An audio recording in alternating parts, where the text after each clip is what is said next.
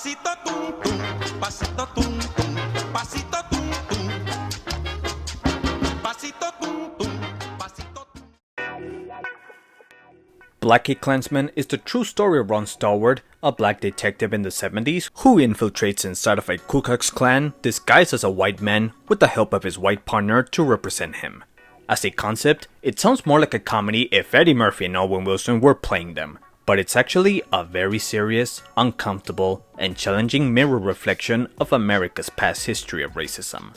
One that doesn't give a clear solution. The movie can be considered as well a political film, one that attempts to expose the false belief of social progression and even tears some of the most beloved pop culture gems of America. It's not a violent film, but its history lesson makes it impactful to imagine the most violent history towards black people. I want to focus on one particular scene where the KKK watch a silent film called The Birth of a Nation. It's a fun type of analysis where you look at a movie within a movie. These type of references give a broader context that sum up what the movie referencing the other movie is all about. I've done this before with Shane and Logan. I've done this before with Hello Dolly and Wally.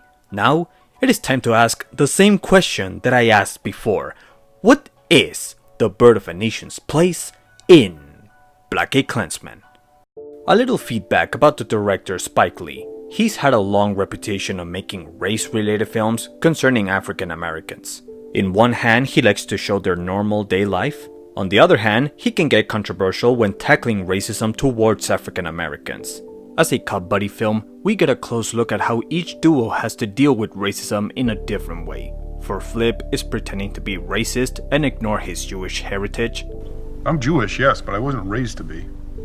I was just another white kid. And now I'm in some basement denying it out loud. I never thought much about it, now I'm thinking about it all the time. For Ron Stallworth, it is also to ignore his black heritage in order to expose the KKK while trying to survive in a racist co-working environment. Don't think just because I don't wear a black beret or a black leather jacket, black Ray-Ban screaming kill Whitey, that I don't care about my people. The movies that Spike Lee references show a contrast to how African Americans have been portrayed as stereotypes. In one hand, he praises the black exploited films of the 70s that serve as role models, while tearing apart some of Hollywood's beloved films that have celebrated these stereotypes of the savage slave doofuses, like in Gone with the Wind and Tarzan. And white Tarzan used to beat up the black natives. And I would sit there yelling, kill the beast, kill him! But what I was saying was kill me! However, Birth of a Nation comes on a very personal level with Spike Lee. In interviews, he has stated that once he saw the movie in his film school, his teacher only focused on its technical achievements, but not once spoke about its racist themes. I mean, how badly racist can this movie be, right? A lot. As if it wasn't enough to say that this film alone revived the KKK when before its release in 1915, it was already dead. This is a case scenario when storytelling becomes dangerous propaganda. Ever since then, it has inspired violence and it's still used as propaganda to new members in KKK groups. It is a film that portrays the KKK as the main heroes during the Civil War era in the South. The black characters are actually white actors in face paint doing some of the most heinous acts. They're all generalized as villains. They're foul-mouthed, barefooted, chicken-eating, sexually perverted savages who take over the Congress, bring chaos into the land, and change the law so they can intermarry white women, which the movie makes a big deal out of it. In the end, the KKK defeat the evil black community, concluding in the most disgusting portrayal that racism is a moral divinity, because that's what Jesus would do. Now, it's an interesting comparison to how one film has white characters pretending to be black, while the other has a black character pretending to be white. It's almost like a counter-reaction to whitewashing another race. Since you asked, I hate blacks.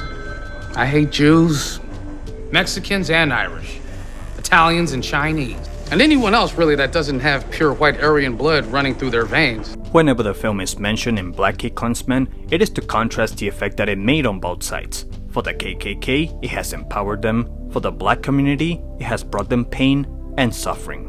During the impactful scene where the KKK root for their heroic portrayal, there's a speech at the same time about how the movie inspired a racist mob to falsely accuse, torture, and murder Jesse Washington.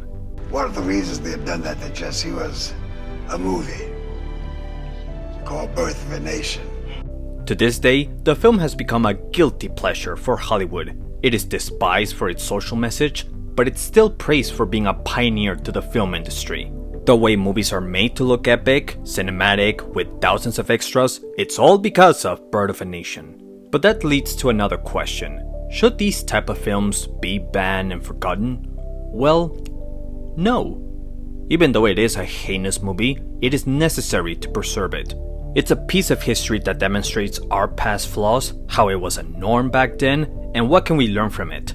Erasing this film is like erasing history. Racism never existed, Hollywood was tolerable of diversity in the 1910s, so there's nothing to learn from. Generally speaking, all movies are a type of propaganda. They want to make you believe in their message. Some have good messages, but others have bad messages. So, just like we shouldn't forget Germany's anti-Semitic propaganda, we should not forget that America was tolerable of racism. We should not forget that Hollywood was a racist industry. Hell, we should not forget that Disney was racist back then. And based on the ending of Blackkklansman, the hero doesn't get a satisfying ending. Because racism is not a simple problem. It forwards from the 70s to the present time during the Charlottesville March, demonstrating that nothing has changed. In 3 different time periods, from the 1910s to the social revolution in the 70s to now modern social media, racism is still alive and portrays America as a once progressive land that has gone backwards and lost all meaning to what its flag colors represented. As much as we would like racism to be eliminated, the problem is, racism in America is deeply rooted in their culture from the very beginning. From how they first colonized the natives, how they took the lands from the Hispanics, and how they abused the black people. It has built a mindset of a racial superiority based on their achievements that helped grow the land. It is said that history is only written by the winners, while in this case, the losers were Hispanics, the natives, and of course, the black people. Trying to remove racism out of a land, like America for example, is like trying to remove a full back tattoo in one body. It is very hard and very painful. We should stand up for everyone despite their skin color. But unfortunately, racism in America is part of their culture. It might never go away. It might diminish, it might take long generations, but as long as it's still deeply rooted in the American culture, as long as it's still considered patriotic, it might never go away. And that's why I don't believe in patriotism anymore, because it's just an excuse to get away with murder for the name of your country and be labeled as a hero. So, let's remember something. Next time you see a black person being celebrated in the media, ask yourself this. Is it because he truly earned it, or is it because the industry is pretending to be something that they're not?